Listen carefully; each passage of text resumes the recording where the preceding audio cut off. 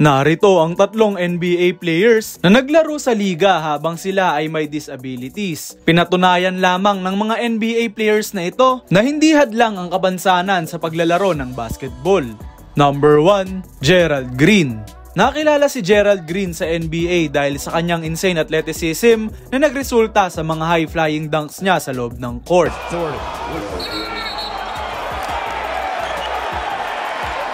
Here come the Bees, a 2 to tie.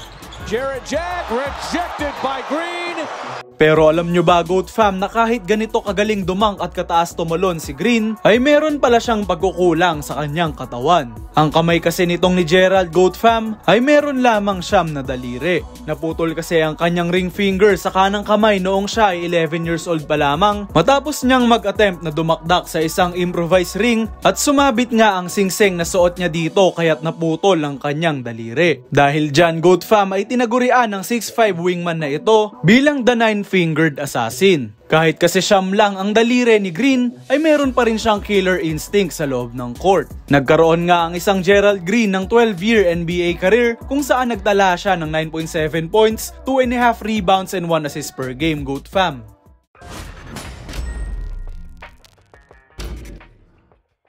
Number 2, Chris Singleton.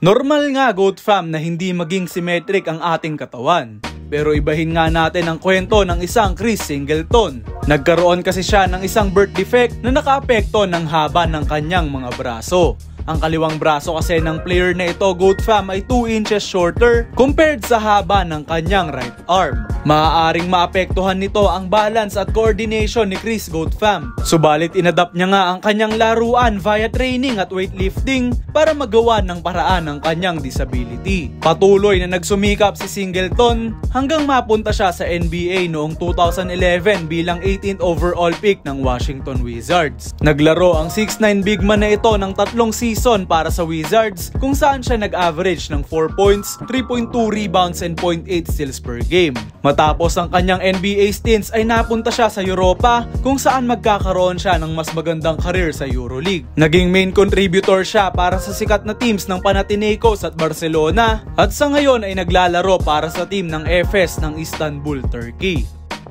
Number 3, Jeff Green. Noong 2011 season, after being traded sa Boston Celtics, ay na-fail ni Jeff Green ang kanyang physical exam na ginawa para sa kanyang contract extension. Na-diagnose kasi si Uncle Jeff, Goat Fam, ng isang heart condition na tinatawag na aortic aneurysm. This is a serious illness na nirequire si Green na magkaroon ng isang open heart surgery para mapigilan ang kanyang pagkamatay, lalo na't isa siyang professional athlete. Sa buong tapang at courage ng 6'9 forward na ito, Goat Fam, ay sumailalim siya sa isang delikadong surgery na wala ngang kasiguraduhan kung makakabalik pa siyang muli sa NBA.